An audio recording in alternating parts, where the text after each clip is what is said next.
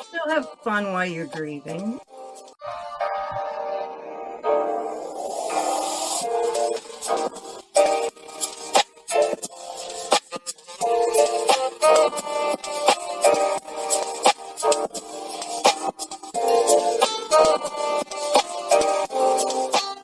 This is Reah, and this is Just the Who of Us, where we talk about a range of topics including life events, current events, spirituality, entertainment, family relationships, as well as answering listener questions and more. Literally, like these past few months, I feel like I just look homeless all the time. Look homeless? I'm like, I don't, this is gross, but it's realistic. I don't shower as much. I don't wash my hair as much. And at the end of the week, I'm like, God, you got to get your life back together. I Yeah, like you're mentally, I'm grieving. doing a lot better, but I'm just like, well, too, I was having a lot of these. I don't know if they're panic attacks. I'm having some tests done.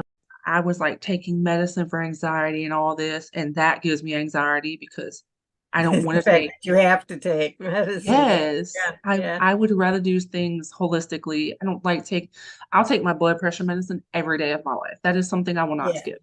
But like I don't want to have to take pills every day, But you you know? do realize that it's a chemical imbalance in your brain. It's Yeah. not anything that you have really any control over. Yeah. You Yeah. know, I had to understand that because that's it's something I didn't hard at to first. It understand that. is. It is like there's something like my body is doing something that I can't control is weird, There's always been a in the beginning. stigma to anything to do with mental health. Yeah. And it's only been, I'd say, the last 10 or 15 years, maybe, Hmm. where the general public has been told, you know, made aware that there is actually science behind it that Yes. says, not that these people are evil or there's something terribly Right. wrong with them. They're not broken. Right, right. But It's that's just the way important. their brains are wired. Yeah. I And mean, I might have medication for depression and anxiety. I mhm. probably always had it. I wanted to do something, I wanted to talk about something to showcase you a little bit more and what you do and what you focus on and what you talk about. Everything really to do with mental health is so stigmatized, It really is. always has been. However, it's so fascinating and a little fulfilling to know that it's not going to stay that way. Like there is the great stride being made to normalize. Everybody's not all the same. And There is no normal brain function and whatever that stigma that everyone has to classify as this or that and follow these specifics and live this way and all these things. Like we're all made a little differently. yeah, Physically, inside, internally, you can have twins who are going to be a little different. Like it just is. yeah. And that's okay. That's That's actually what makes life interesting. that's actually what's normal is not being identical to everybody else. Okay. Can you imagine if we were all, if life would be so boring. It would We because were what are we all going the to learn? same. Yeah. What are we going to learn? How are we going to grow? How are we going to understand these new things? If And I think at least some of us, there's a part of us that thrive on a challenge. yeah. And getting to know someone and understanding someone who has maybe more of a difficulty or doesn't think the same way we do. They challenge our brains. Yes. And I think that's a good thing. I think only good can come from that. Mhm. Our core topic today is mental health and stigmas and this kind of tying it in with showcasing what you do because I want my listeners to get to know you and understand what it is you do. And they got to see a little bit of that when you were talking with me and my sister, which we are going to do again soon because we absolutely loved it. I love talking to you and your conversation was super beneficial. And she and I both have put in implemented some of those things that we learned from you and it's really been helpful. So I want, to give people a little bit more insight to you and what you do. So Thank you. jumping into our topic, mental health and stigmas and how that ties into what you do with widow Yeah, and widower coaching. if you already have depression and anxiety, Hmm. and something happens that causes you to grieve, you lose, a parent or a sibling or whatever. Uh-huh. Um, if you know in advance that you have the tendency for depression and anxiety, you can deal with it better, I believe. You can talk to your doctor and maybe they can up your medications for a little bit or change it. But if you don't know, like I didn't know, Right. I didn't know I had the tendency for it. And the death of my husband triggered it. And I thought it was all just part of grieving. But 5 years later, I still wasn't getting up and I would go a week without showering and, because I didn't have to. I was home. I worked from home. That matters. And yeah, yeah. And I knew it wasn't normal. I knew it wasn't. So, I talked to my doctor and they have a whole set of questions, depression scale. And Yeah. so she did that with me and she says, yeah, you're going on medicine. Ah, They call it, there's a medical name for it. I can't, I think it's just called grief syndrome, I think. And it really encompasses so much mentally and physically. Your your body can't handle that stress and maintain any kind of normalcy. You have trouble sleeping, stomach issues happen. I ended up with a bleeding ulcer, all kinds of things. Like I have psoriasis, and that really went. I didn't have it until my husband died. really? Yeah, I mean, I had the Oh. tendency for it, and one of my Mhm. sons has it, but Okay. I didn't think he got it from me. Well, he got it from me. Yeah. Yeah, and just the constant itching of my scalp was horrible. And even now, when I feel too much stress, it's Really? it's like 1,000 mosquito bites on my head. Uh-huh. And that, of Okay. course, when you scratch, psoriasis is the buildup of dead skin cells. Okay. And it doesn't happen over time like is normal. It happens like within 24 hours, poof, there's this thing there. Uh, Gotcha. Okay. and and it's also very drying to the scalp. So I get that itching, and of course it would look like snow on my shoulders from the scratching. Yeah. Yeah, it's and that That's that another thing that kind of makes yeah, it causes the stress and makes you um feel less than. Self-esteem takes a big hit yeah. when you're grieving. Confidence.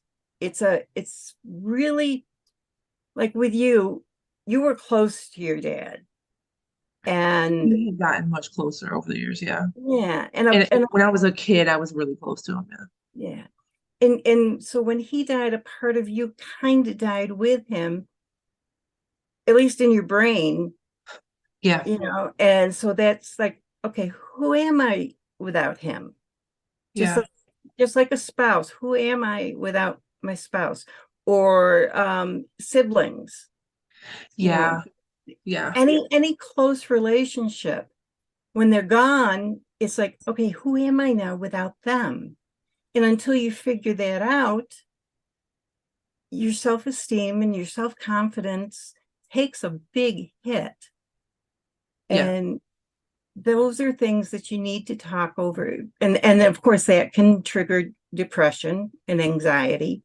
And those Yeah. are things you need to talk over with somebody who understands, either a grief specialist, someone like me, Right. or your doctor. Yeah. And you're like, if we realize, say you came to me and over a series of questions, and it might be 2 or 3 one-on-one sessions, but then I start to get a feel for it, and I realize that part of your problem may be low self-esteem and low self-confidence, and that Mhm. I can come up with ways to help you build that back again on your on you, not Yeah. in relation to anybody else. And That, that's where the coaching comes in. I yeah. don't just sit and listen. Yeah. I, I listen, I ask questions, and then I tailor the actions to each individual. And Yeah. That makes sense. yeah, and that's counselors, therapists, they've got the degrees. I think it's too much book learning. It's a lot of book. Yeah. And I And didn't then, even go past the master. I didn't even go for my PhD. It's a lot of book learning. 100%. yeah.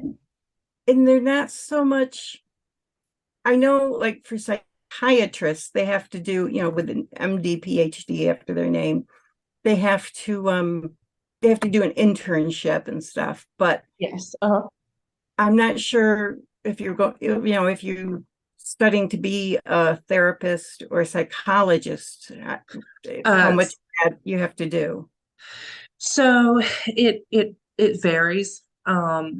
Just like a lot of things, mental health and medically, it varies by state. But most across the board, what I've come across is if you have a master's, you have a certain amount of uh hours you have to get. Okay, And then if you have a PhD, you have a certain amount of hours you have to get. you have to get for that. Okay, Yeah. So I figured as much. yeah, it depends on your degree and things like that and your state and but I feel like most state laws are pretty much the same. There Yeah, might be a probably. little bit of a difference hour wise in different states, But but yeah, because you it's know, I think if I was running it, yeah, I would err on the side of caution and yeah, require more hours than I mhm, thought were necessary, so yeah, that you can say you're going to school in California, but you want to practice in Massachusetts.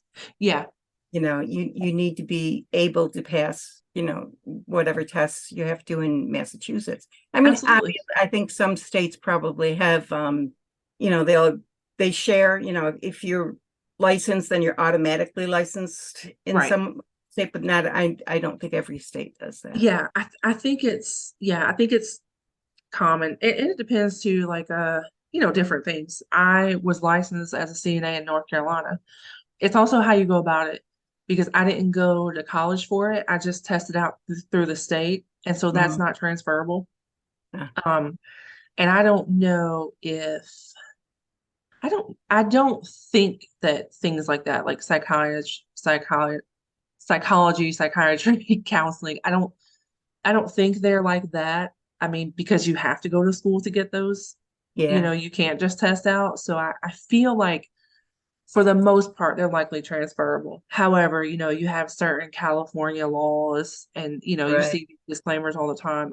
Certain places do have different laws, and it may be that you can transfer, but you have to also acquire this or you have to have this kind of thing for a few of the select states. But I In think it's my pretty much in my movable. experience and the experience of people I've worked with, grief counselors or grief therapists, they listen. It all depends on what Yeah. they're trained to do, which, because there's CBT and there's, other different, Right, so it right, depends on what their practice is, right. how they Mhm. practice. But the ones that I've heard of, and my experience was, they just listened, didn't even ask any probing questions. Really? And that's fine. I mean, in the very, very beginning, to have somebody there that is going to listen to you, whether or not you're paying them to or not, it's nice to know, just to have somebody to bounce things off of. That's wonderful. But Yeah. then you reach a point where, okay, now I have to start living my life. Hmm. So how do I do that while I'm still grieving? How Right, how do I incorporate it? right. Because we grieve for a lifetime. 100%. It doesn't stop. You don't stop grieving. You don't stop missing that person. You don't stop being sad that the person isn't there. You can be having the time of your life, at a rock concert that you've always wanted to go to, and singing along and screaming and whatever.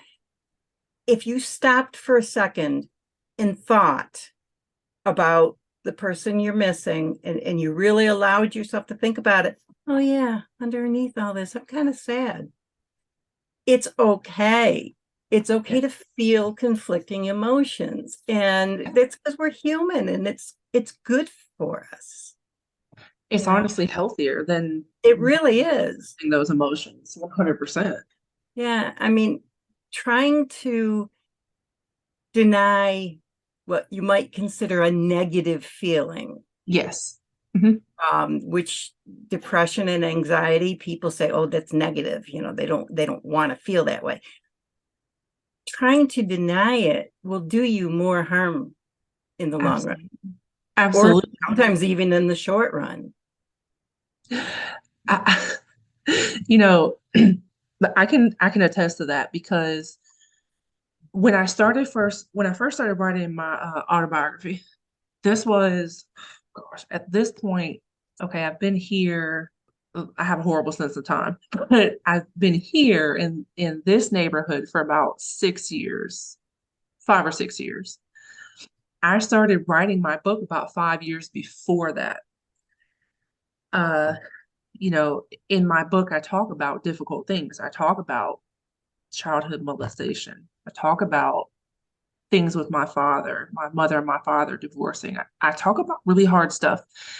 And I started writing about it, and it was so hard because I was not a feeler. Like, Yeah. I was not an expresser of emotions, right? Like, anger was easy for me.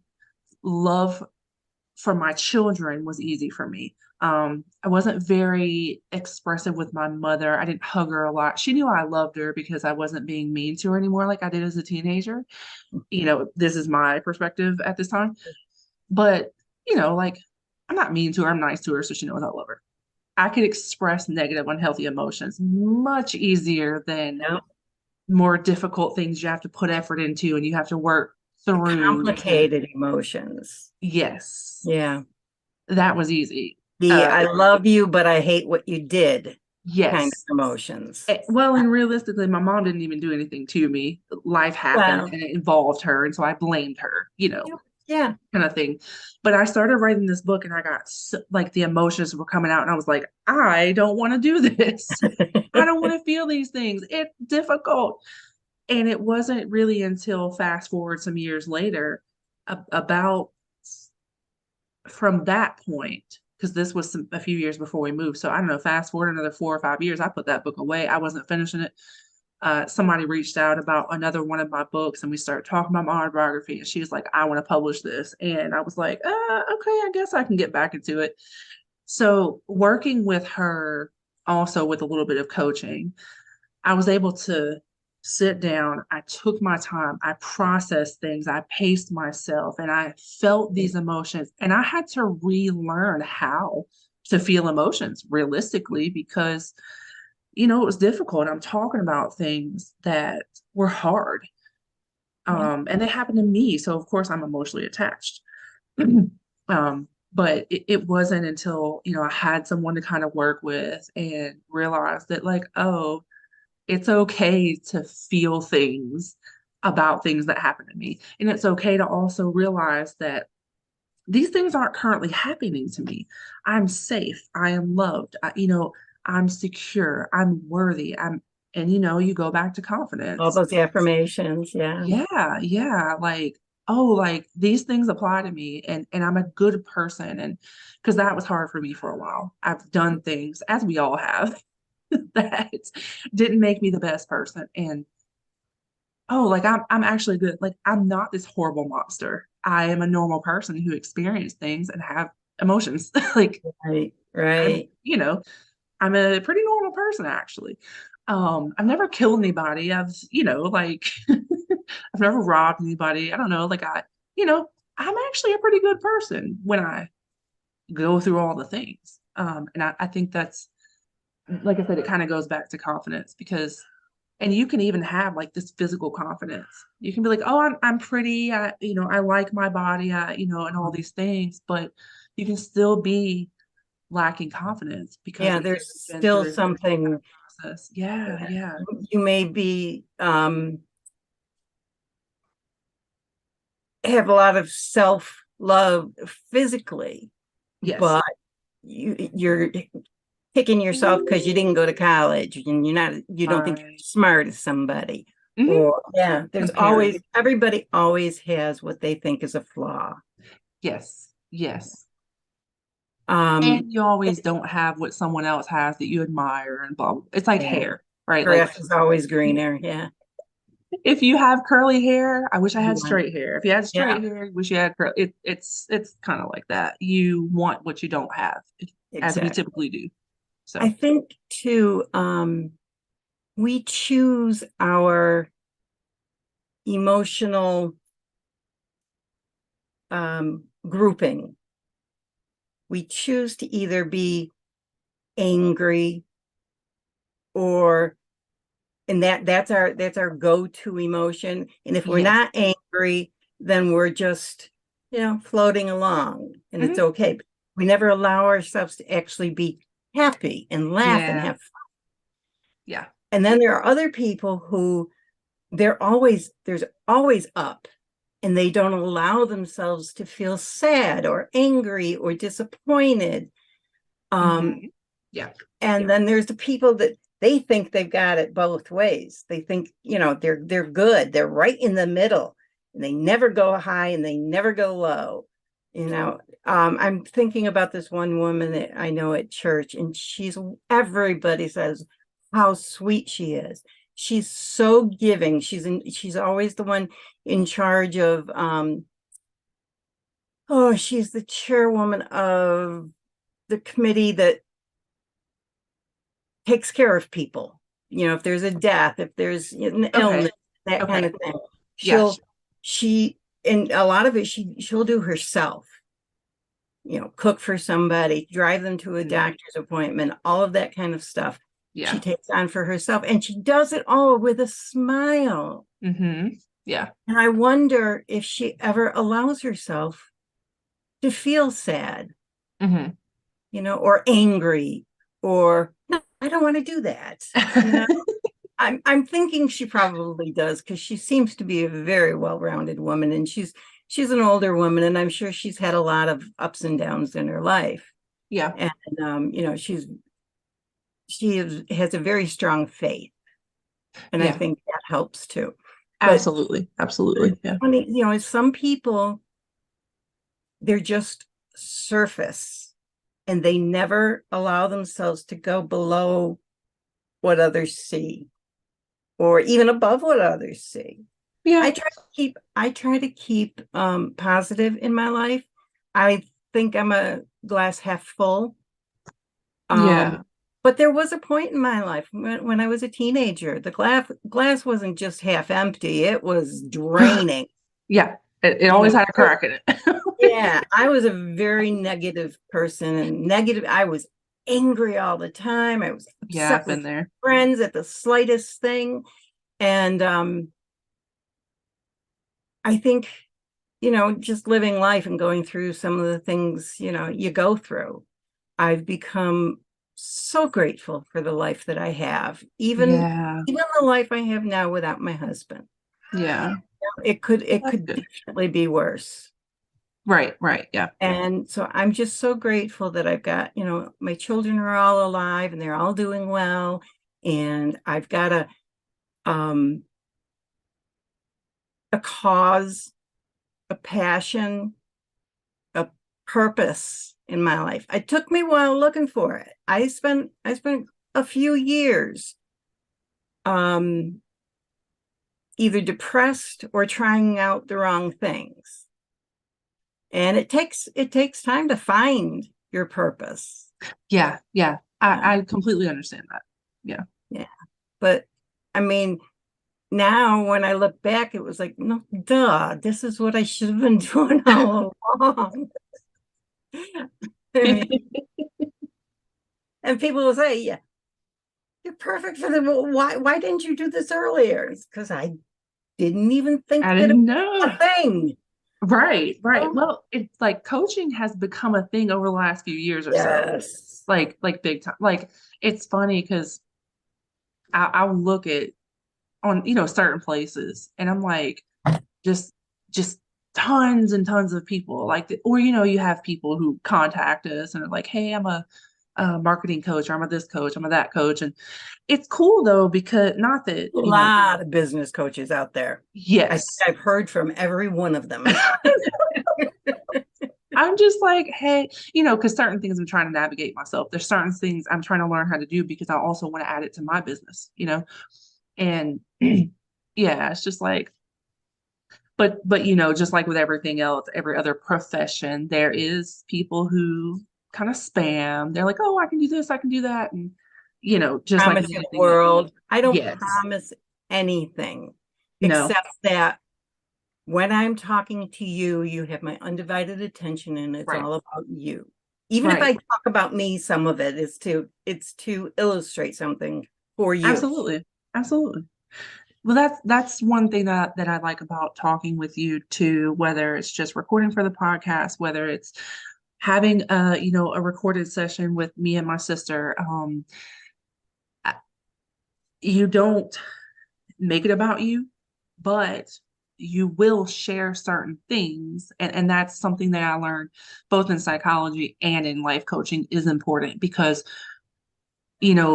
some of us have a tendency to give examples to make the person feel related to.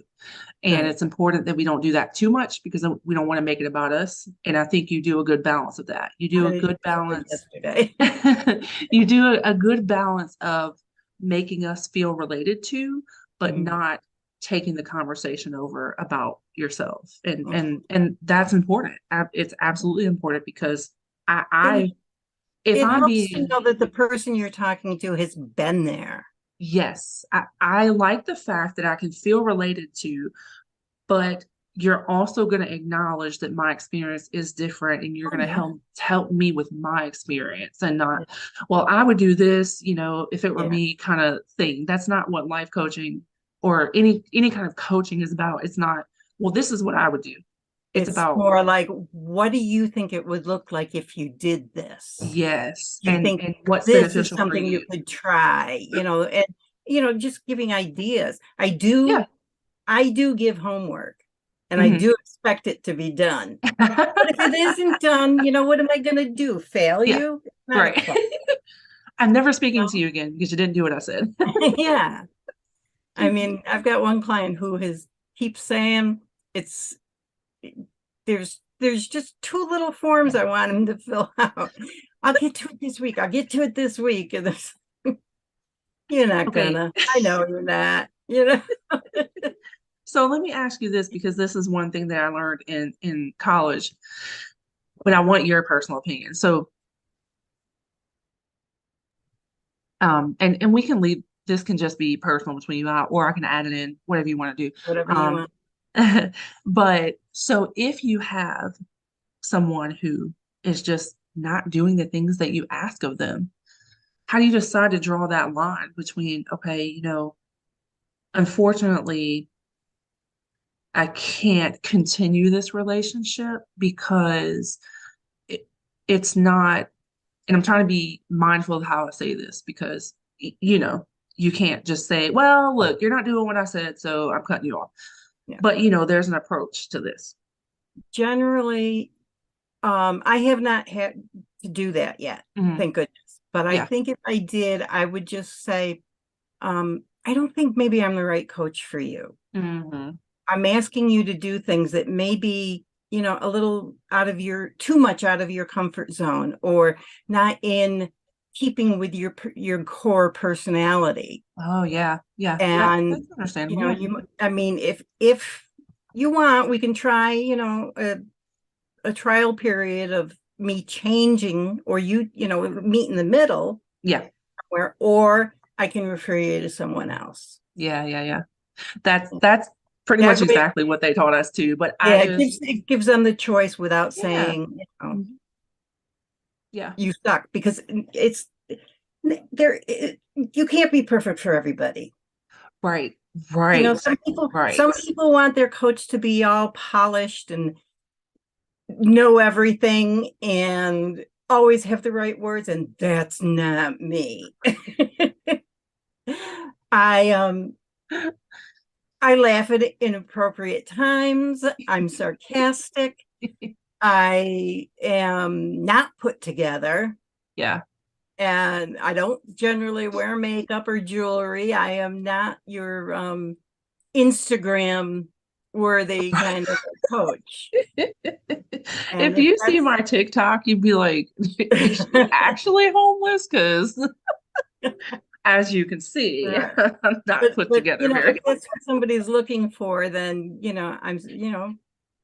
been nice knowing you, but I understand, Right. And being understanding is important too, because in this business, we have to be considerate that for one, that the people that we're conversating with and essentially trying to help a lot of times have been through different life experiences than us. They've been affected by things differently than us. And, it's important to understand that we're not going to understand everything, but as long as we try and we are empathetic, I always get those two words wrong. Is it empathetic when you can't relate, but you no, show empathetic is when you can relate, where when you you can't? Okay. can kind of feel their feeling. Is apathetic, Oh, okay. I when you don't, literally, when you just don't care. I'm Is it talk to the hand? I sympathetic and just don't want empathetic. Yeah, I'm like sympathetic and empathetic. I feel like I always get them backwards. So showing sympathy to yes. someone, even when you can't show empathy, is important. And you can still help people without knowing, without having the same experience, Hmm. as long as you are sympathetic to their situation Right. and find ways that cater to that individual, even if it wouldn't work for me. If you don't have Right. ADHD and I do, certain things might work differently for me than could work for you. You can focus Exactly. on certain things better. Maybe you haven't had certain experiences. I can't deflect in this process and write everything down like I'm giving myself advice. It's very important to put your own experiences not behind, because some things can be helpful in a certain way. However, you have to not be talking to yourself basically to kind of dumb it down. You can actually, you can equate it to fashion. Mm, Like, oh, that bright pink dress with the lime green polka dots on it looks fantastic on you. I'd right, never, right. you know, or your eye makeup is absolutely gorgeous, but Yeah, it's way too much for me to be comfortable with. You right. know, you can appreciate what works for the other person, what's going on with the other person, Yeah, without having to feel it and accept it for yourself. 100%. Yep, Yeah. absolutely. I used to tell my husband, we used to like to go antique hunting, yard sailing and stuff like that. And Uh-huh. I'd see a piece and he'd say, well, if you like it, buy it. He didn't understand the concept of window shopping. You can like something without having to own it. Yeah, I you mean, sounds like my everything. teenagers. I always wanted a spinning wheel. I just think they're gorgeous piece of machinery, and they're just would add so much to a room. But I would never have one in any of the houses we lived in, because it just wouldn't be right. Right, right. The Yeah, style of it would be completely wrong. yeah. But every time I saw a spinning wheel, I'd go over and, take a look at it and admire it. And he said, well, why don't you get it? I said, where the heck am I going to put it? Right, right. And it's like that with with coaching, I can give you some things to work on, but if you know right off the bat that no, I'm not going to be doing that one, Yeah. or that's not comfortable to me, you got to say so. Right. That, I mean, yeah, that's yeah, important too. Yeah. yeah. The client has a responsibility, just like the coach does, to Hmm. be honest and Yeah. say, that's a little too far out of my comfort zone, can't, or it's just not in keeping with my personality at all. Can't Yeah. we change it up a little bit and meet in the middle Hmm. somewhere, you know? Right. Yep. It's communication is important, as with any Oh, relationship, communication and patience. And and in this business, particularly catering to the needs of the person that you're speaking with. yeah, yeah. And So sometimes we work with, I haven't had this happen yet, knock wood, um, plastic wood. But sometimes you work with somebody who you don't personally like, but you have the right answers, the right solutions for them. yeah, You can work with them. You don't necessarily have to like them. Same thing, they don't necessarily have to like me, as long as they're yeah, willing to work with me. yeah. It's kind of like having a teacher, like, Yeah, but you get to you pick the can still teacher. learn from the teacher. You may not like that teacher, but you Like can I still wouldn't learn have a drink something with from them. you, but I can learn from you. Yeah, yeah, yeah. Or even a coworker. Yeah. Yeah, we're together 8 hours a day, and that's enough. Yeah. As always, I appreciate your time and appreciate our conversation. I absolutely love having you. I love And I'm talking to glad you. I'm glad that we get to do this like on a kind of regular basis because Yeah, yeah. my listeners enjoy it. It's And beneficial to it's them. funny because when you reached out to me and asked if I wanted to do it again, I was just thinking about you like the day before, and I was Oh, going to reach out to you and say, "Do you want to do it again?" Because you had mentioned maybe a regular thing, and yeah. yeah. So it just kind of I love how Oh, the way things work out. yes. Yes, 100%. I mean, like I talk to a good bit of people, and it's nothing against anybody else that I talk to, but there's been a few kind of a small handful of people that I'm like, I would love to talk to you all the time. Yeah. I'm also a people person, but I love what you do.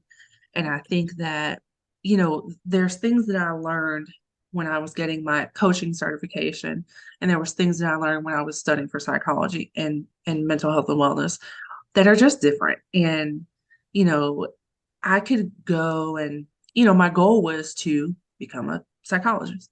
I wanted to, or, become a therapist, essentially. And I wanted to uplift people and help them get through Mhm. difficult things and things like that. And it's funny because I used to be so anti-therapy, so against it. You can't help me with my problems. I got to get through things myself, blah blah blah. And now literally I've gotten half my family in therapy because I love it so much.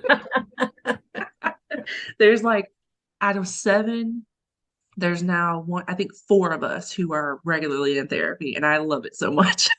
It's so funny But because years ago, 20, 30 years ago, people would look down their nose at you if you said you were in therapy. They'd go, yes, they yes. kind of maybe take a step backwards. And now, if you're not in therapy, they think, okay, what's wrong with you?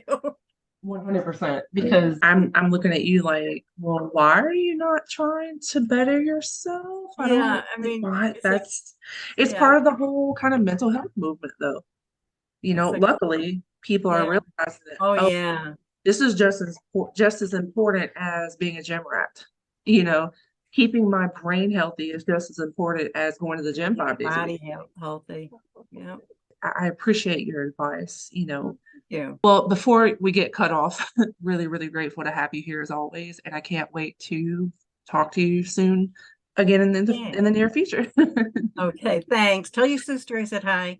I will, yeah. We're talking about availability for another chat with the three of us too. So that'll be something to come up, Okay. in the near future as well. Thank you for being here. Huh? Go take a shower and wash your hair. If anyone wants to chime in, or if anybody has questions they want us to answer or topics to discuss, you can leave that on the Facebook page. Visit www.philolity.net. That's FALOLITY, where you can purchase your own copy of Surviving Mom Brain and Dad Brain workbooks, as well as my autobiography. Adios, mi amigo.